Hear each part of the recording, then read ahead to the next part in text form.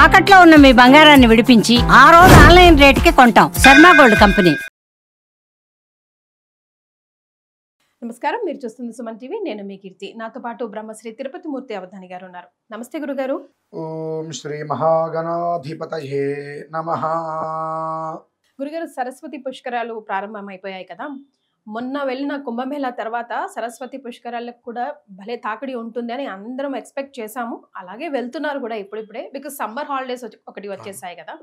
కాకపోతే కొంచెం ఇప్పుడున్న హై అలర్ట్ వల్ల, ఇండియా పాక్ డిస్టర్బెన్సెస్ వల్ల కొద్దిగా వెళ్ళాలా వెళ్ళకూడదా, ఏమన్నా అవుతుందా అన్న టెన్షన్ కూడా ఉంది. సరే, ఈ విషయాలని పక్కన పెడితే సరస్వతి పుష్కరాలని పూర్తిగా ఎలా సద్వినియోగం చేసుకోవాలి, ఎవరెవరు వెళ్ళొచ్చు, ఎవరెవరు వెళ్ళకూడదు, వెళ్ళాలనుకున్న వాళ్ళు ఏమేమి వెంట తీసుకెళ్ళాలి, అక్కడ చేయాల్సిన క్రతువులు ఏంటి, అసలు అక్కడ చేయకూడని పనులు ఏంటి, ఒకవేళ వెళ్ళాలి అని కూడా వెళ్ళలేకపోయిన వాళ్ళు, గర్భిణీ స్త్రీలు ఉంటారు, చిన్న చిన్న పిల్లలు ఉన్న వాళ్ళు ఉంటారు, పెద్దవాళ్ళు ఉంటారు.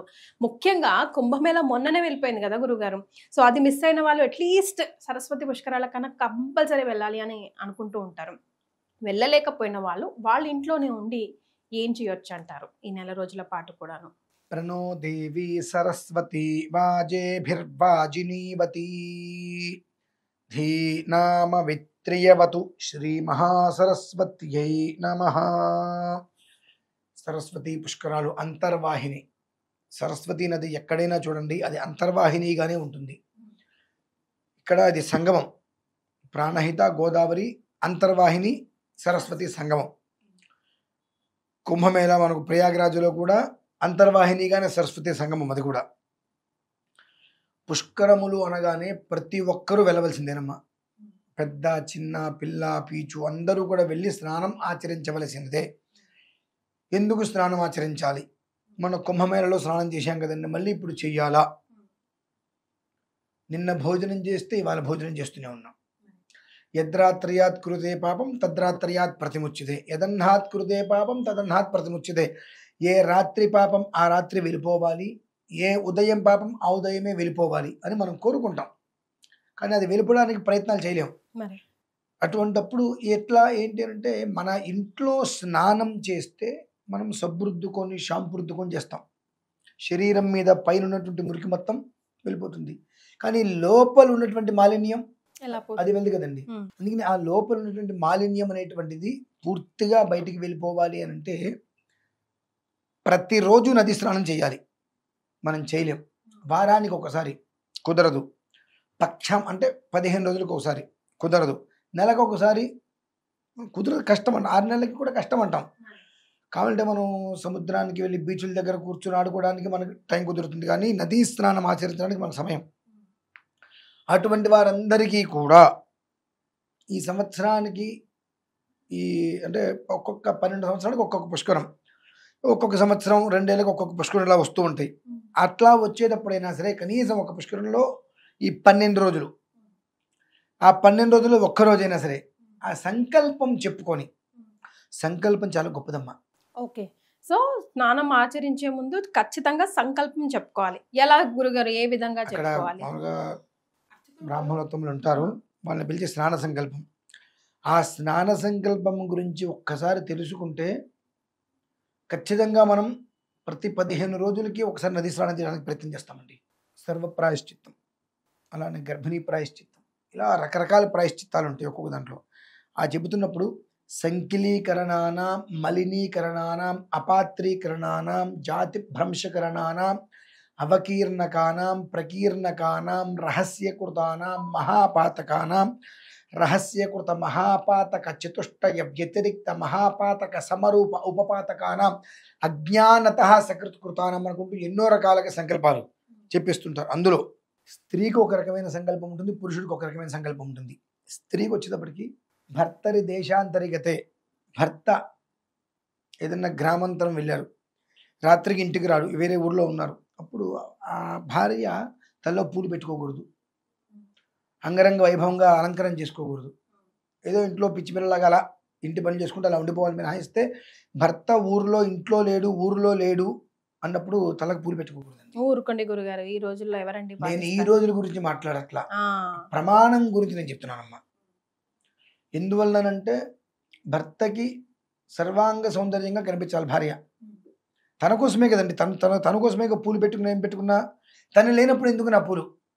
కొన్ని అంటే ఇంకా ఏ ఒక్క మనిషికి కూడా ఎలాంటి ఆలోచన రాకుండా ఉండాలి స్త్రీ మీద అంటే పిచ్చగా ఉంటే ఆమె గురించి ఎవరికి ఆలోచన రావు. ఇటువంటివి సంకల్పాలు ఉంటాయండి విశేషంగా. అట్లా తెలియకుండా పూలు పెట్టుకుని తిరిగినా దాని వచ్చే దోషాలు ఉంటాయి. ఆ దోషాలన్నింటిని కూడా ఇక్కడ నిర్వీర్యం చేస్తాయి సంకల్పాలు. అంటే ఈ లోపలి శరీరంలో ఈ పాపాలన్నీ కూడా మూటగట్టుకుని ఉంటాయమ్మా. పాపాలన్నీ మూటగట్టుకుని ఉంటాయి. భర్త లేకుండా పరగృహానికి వెళ్ళకూడదు. నిజంగా చెప్పాలంటే స్త్రీకు పెట్టినటువంటివి దోషాలు చాలా తక్కువేనమ్మా. పురుషుడికి పెట్టినటువంటి దోషాల గురించి కనుక పురుషుడు తెలుసుకుంటే నేను ఎందుకు పుట్టానని ఏడుస్తాడు వాడు. పురుషుడు నేను ఎందుకు పుట్టానని ఏడుస్తాడమ్మా. అన్ని దోషాలు పురుషుడికి ఉన్నాయి.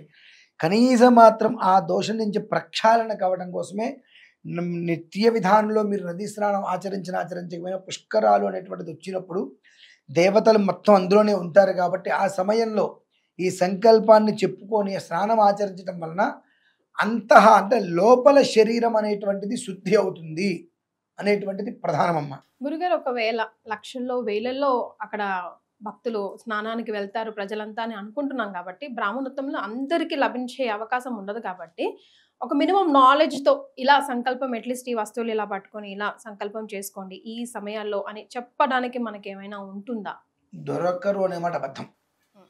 బ్రాహ్మణులు దొరకరు అనే మాట అబద్ధం. ఫస్ట్ ఆఫ్ ఆల్ లక్షల మందికి ఫస్ట్ ఆఫ్ ఆల్ సెకండ్ పుష్కర విధానం సంవత్సరాంతము ఉంటుందమ్మా.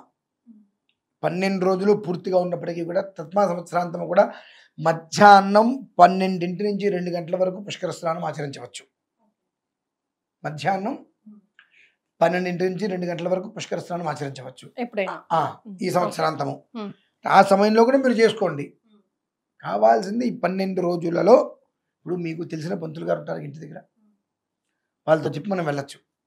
లేదు మీ అందరూ కోరుకుంటే రికార్డు చేసి నేను పంపిస్తా. స్నానం చేసే ముందు అక్కడ నిలబడి అది మొత్తం అంతా విని స్నానం కరిష్య అన్నప్పుడు మీరు స్నానం ఆచరించండి. అది కూడా ఒక ఆప్షన్ ఉంటుంది. ఎందుకంటే ఆ సంకల్పం అనేటువంటిది ఇందులో ఇంకొక మాట చెప్తాను. నేను చెప్పింది వినటానికి మీరు అనటానికి తేడా ఉంటుంది. నేను చెప్పింది విని మీరు స్నానం చేయడం ఒక విధానం, నేను చెప్పింది మీరు అని స్నానం చేయడం ఒక విధానం. కాబట్టి రెండో విధానంకి అంటే చెప్పింది మీరు అని స్నానం చేసే విధానాన్ని ఆచరించడం చాలా శ్రేయస్కరం. ఎందువల్లనంటే నెత్తి మీద నీళ్ళు పోసుకుంటాం మనం, శుభ్రం కాదుగా. అలా కొన్ని విధానాలు ఉంటాయి. దాన్ని ఆచరించుకొని ఎన్నో రకాల రుగ్మతలు శరీరంలో పాతుకుపోయి నరాల్లో జీర్ణించుకుపోయి ఉంటాయి కాబట్టి వాటిలన్నింటినీ కూడా పూర్తిగా నిర్వీర్యం చేసేటువంటిదే నదీ స్నానం.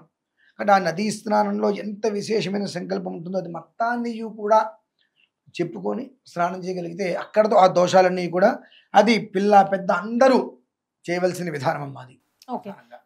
ఏదైనా సమయం ఉందా మునిగేటప్పుడు? అంటే సోపులు అవి తీసుకెళ్ళి అక్కడ మనం వేసుకున్న బట్టలు అక్కడే విడిచేసి ఇలాంటివన్నీ చేస్తూ ఉంటారు కదా గురుగారు. చేయవలసిన అవసరమే లేదు. దీపారాధన కాకపోతే ఏంటంటే సబ్బు వాడవద్దు, షాంపూ వాడవద్దు.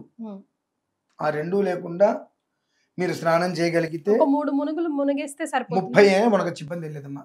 ఎన్నైనా మునగచ్చు. ఇన్నే మునగాలనేటువంటిది లేదండి. శరీరం శుభ్రంగా అయింది అనుకునేంత వరకు మీరు చక్కగా మునగండి. ఆ బట్టలు అక్కడ విడిచి వేయాలనేటువంటిది ఎక్కడా కూడా లేదు. అటువంటి పనులు చేయవద్దు. స్నానం చేసి ఆ బట్టలు నీళ్ళలో వదిలేయాలని చెప్పి అనుకుంటూ ఉంటారు. అది ఎక్కడా కూడా లేదు, సాంప్రదాయం కాదు, అది వదలవద్దు. అలాగే పసుపు కుంకుమ పుష్పాలు లాంటివి మీరు నీళ్ళల్లో శుభ్రంగా అమ్మవారికి సమర్పించుకోవచ్చు, అంతే. దీపం అది వదులుతూ ఉంటారు కదా. దీపం నీటి దగ్గర పెట్టండి, నీటిలో వదలకండి. కాదు మేము నీటిలోనే వదులుతామంటే ఎవరి ప్రారంభం వాళ్ళదే. కాబట్టి నీటిలో వదలవద్దు, నీటి ముందు పెట్టండి, నమస్కారం చేసుకోండి. కేవలం స్నానం మాత్రమే ఆచరించాలా గురుగారు? కొంతమంది పిండ ప్రధానాలు అవి చేస్తూ ఉంటారు కదా, ఇప్పుడున్న పుష్కరాల్లో చేయొచ్చా? ఇందులో పాటుగా ఒకవేళ అక్కడ ఎవరు దొరకలేదు అనుకుందాం బ్రాహ్మణుడు, ఓకే, ఇక్కడి నుంచి ఇంట్లో నుంచి వెళ్ళలేని వారు గర్భవతులు కానీ ఎవరైనా ఉన్నారు, అక్కడి నుంచి నీళ్ళు తెచ్చుకోకర్లేదమ్మా. తెచ్చుకోకూడదా గురుగారు? తెచ్చుకోవచ్చా? అవసరం లేదు, తెచ్చుకోకూడదు. అది ప్రవాహం కదా, ప్రవాహాన్ని స్తంభింపజేసేటువంటి శక్తి మనకు ఉండదు ఎప్పుడు కూడా. కాబట్టి బకెట్ పెట్టుకోండి. గంగా గంగేతి యో బ్రూయాత్ యోజనానాం శతైరపి ముచ్యతే సర్వపాపేభ్యః విష్ణులోకం సగచ్చతి అంబత్వా దర్శనాన్ ముక్తి నజానే స్నానజం ఫలం స్వర్గారోహణ సోపాని మహాపుణ్య తరంగిణి విశ్వేశం మాధవం దుండిం దండపానించ భైరవం మనకు సులకమమ్మ. మీరు గంగా గంగేతి యో బ్రూయాత్ యోజనానాం శతైరపి అని గూగుల్లో కృత శ్లోకం వచ్చేస్తుంది. ఓకే ఓకే గురుగారు. ఆ శ్లోకాన్ని అనుకొని గంగలో మునగండి. అదే ఆ నీటి పుష్కర స్నానంలో నదిలో చక్కగా మునిగేసేయండి. ఇంట్లో కూడా గర్భవతులు కావచ్చు, పెద్దవాళ్ళు ఎవరైనా ఉన్నారు, స్నానం చేసే ముందు బకెట్ నీళ్ళు పెట్టుకొని ఆ మంత్రం చెప్పుకొని ఆ నీళ్ళు స్నానం చేసేయండి. ఆ ఫలితం ఖచ్చితంగా వస్తుందమ్మా, సందేహమే లేదు అందులో. మంత్రంకి ఉన్న పవర్ అదే కదా గురుగారు. మంత్రమే పవరు. గురుగారు ఈ కాలం, ఈ సమయం, సాయంకాలం సంధ్యా సమయం, లేదంటే సూర్యుడు ఉదయించే సమయం అంటూ ఏమైనా ఉందా? అఫ్ కోర్స్ ఈ 12 రోజులు మాత్రం ఏ టైంలో అయినా చేయొచ్చు అని మీరు ముందే చెప్పారనుకోండి, మళ్ళీ కూడా ఒక ప్రశ్న వస్తుంది కాబట్టి. ప్రధానాంశం సూర్యోదయాత్ పూర్వం, సూర్యుడు ఉదయించడానికి మునుపు ప్రధానం. అది అట్లాగో మనకు కష్టమవుతుంది కాబట్టి మరీ ఇక 1:30, 2:30 దాటిన తర్వాత మునక్కుండా చూసుకోండి. ఓకే, మిట్ట మధ్యాహ్నం టైంకి మునక్కుండా చూసుకుంటే అది ఆరోగ్యానికి కూడా అంత మంచిది కాదు. 2 గంటల వరకు కూడా, 12 గంటల వరకు ఒకళ్ళు చేస్తే మీరు 12 నుంచి 2 గంటల వరకు కూడా కాస్త అనుష్ఠాన పరులు, మా లాంటి వాళ్ళు అనుష్ఠాన పరులు, దేవతార్చన చేసుకునే వాళ్ళు ఆ సమయంలో వస్తారమ్మా. పొద్దున్నే వచ్చేవాళ్ళు చాలా తక్కువ మంది ఉంటారు. ఆ సమయంలో స్నానం ఆచరించి అప్పుడు దేవతార్చనలు చేసుకునే వాళ్ళు విశేషమైన ఫలితం కాబట్టి ఆ సమయంలో వస్తూ ఉంటారు.